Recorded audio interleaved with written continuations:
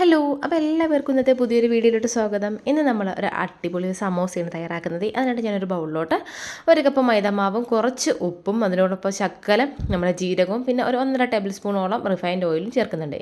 ഇനി നമുക്കിതിലോട്ട് കുറച്ച് വെള്ളം ഒഴിച്ചിട്ട് നന്നായിട്ട് ഇതുപോലെ ഒന്ന് കുഴച്ചെടുക്കാം.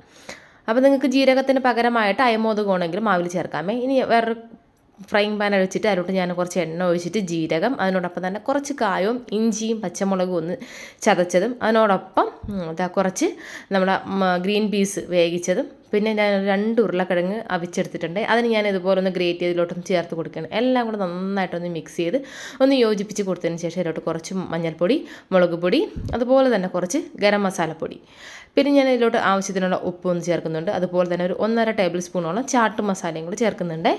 എല്ലാം കൂടെ നന്നായിട്ടൊന്ന് മിക്സ് ചെയ്ത് നല്ല രീതിയിൽ ഈ മസാല എല്ലാം ഇതിലോട്ടൊന്ന് യോജിപ്പിച്ച് നല്ല രീതിയിൽ കൊടുക്കാമേ. അപ്പോൾ നല്ലൊരു ടേസ്റ്റ് ആയിരിക്കും. അപ്പോൾ ജീരകം കൂടി ചേർത്തിട്ട് നിങ്ങളിത് ചെയ്യുമ്പോഴത്തേക്കും നമുക്ക് ആ ഒരു നോർത്ത് ഇന്ത്യൻ ടേസ്റ്റ് കിട്ടുള്ളൂ. ഇനി നമുക്ക് ഇതിലോട്ട് കുറച്ച് കറിവേപ്പിലയും കൂടെ ഒന്ന് ചേർത്ത് കൊടുക്കാം. അപ്പോൾ നമ്മുടെ മസാല റെഡി ആയിട്ടുണ്ടേ. കണ്ടല്ലോ, ഇത്രയേ ഉള്ളൂ. ഇനി നമുക്ക് ബാക്കി തയ്യാറാക്കാം. അപ്പോൾ നമ്മൾ മാവ് നേരത്തെ നമ്മൾ കുഴച്ച് വെച്ചിട്ടുള്ള മാവിനെ ഇതുപോലെ ചെറിയ ചെറിയ ഓരോരോ പീസുകളാക്കിയിട്ട് നമുക്ക് കട്ട് ചെയ്തെടുക്കാം. ഇതുപോലെ ഒന്ന് കട്ട് ചെയ്തെടുക്കാം. അപ്പോൾ ഞാനൊരു 4 ലെയറാണ് ഞാൻ ഒരുമിച്ച് വെച്ചിട്ട് ഞാനൊന്ന് ചെയ്യാനായിട്ട് പോകുന്നത്. അപ്പോൾ അതിനൊരു ഇത് വേണം, ഒരു പേസ്റ്റ് കണക്ക് ഒരു ഇത് തയ്യാറാക്കണം. അതിനായിട്ട് ഞാൻ ഒരു 2 ടീസ്പൂണോളം നമ്മുടെ നെയ്യിൽ കുറച്ച് മൈദാമാവ് ഒഴിച്ചിട്ടൊന്ന് മിക്സ് ചെയ്തതാണ്. ഇനി നമുക്കിതിൻ്റെ ഒന്ന് കവർ ചെയ്തെടുക്കാനായിട്ട് ഞാൻ കുറച്ച് മൈദാമാവിൽ കുറച്ച് വെള്ളം ഒഴിച്ചിട്ട് വെച്ച് ഒരു പേസ്റ്റുമാണ് തയ്യാറാക്കിയിട്ടുള്ളത്. ഇനി നമുക്ക് ഇതുപോലെ തന്നെ ഓരോന്നായിട്ട് പരത്തിയെടുക്കാം. എന്നിട്ട് നമ്മൾ പരത്തിയെടുത്തതിൻ്റെ മുകളിൽ നമ്മൾ നേരത്തെ തയ്യാറാക്കി വെച്ച നെയ്യും അതുപോലെ തന്നെ നമ്മുടെ മാവും ചേർത്ത് മിക്സ് ഇതുപോലെ ഒന്ന് തേച്ച് കൊടുത്തിട്ട് എല്ലാ ഭാഗത്തും നന്നായിട്ടൊന്ന് ഇതാക്കി കൊടുക്കണേ. എല്ലാ ഭാഗത്തും നല്ല രീതിയിൽ ഒന്ന് തേച്ച് സ്പ്രെഡ് ചെയ്ത് കൊടുക്കണം.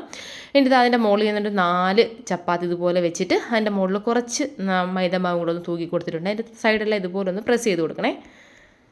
നന്നായിട്ടൊന്ന് പരത്തി കൊടുത്തതിന് ശേഷം ഇതിൻ്റെ അരികു ഭാഗമെല്ലാം ഇതുപോലെ ഒന്ന് കട്ട് ചെയ്തിട്ട് ഒരു സ്ക്വയറായിട്ട് നമുക്ക് എടുക്കണം. കണ്ടല്ലോ, ഇതുപോലെ.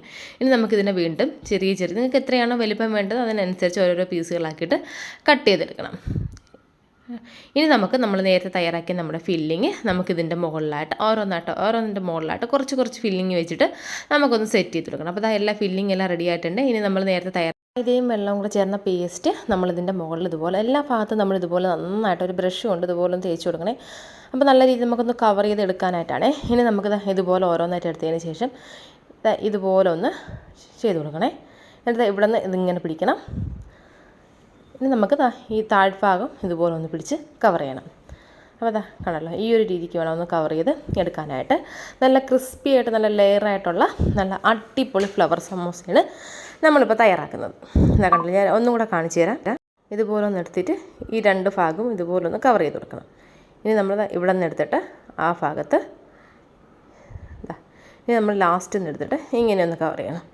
ഇത്രയേ ഉള്ളൂ നമ്മുടെ ഫില്ലിങ് വെച്ച് നമ്മൾ അടിപൊളി ക്രിസ്പി ലെയർ സമോസ റെഡി. ഇനി നമുക്കിതിന് ഞാനിവിടെ ഞാൻ മീഡിയം ഫ്ലെയിമിൽ ചൂടാകാനായിട്ട് വെച്ചിട്ടുണ്ടായിരുന്നു. ചൂടായ ഓയിലോട്ട് നമുക്കിതിട്ടിട്ട് തിരിച്ചും മറിച്ച് നല്ല ക്രിസ്പി ആവുന്ന വരത്തേക്കും നമുക്ക് ഫ്രൈ ചെയ്തെടുക്കാം. കണ്ടല്ലോ, ലെയർ ഫോമായിട്ട് വരുന്ന കണ്ടല്ലോ.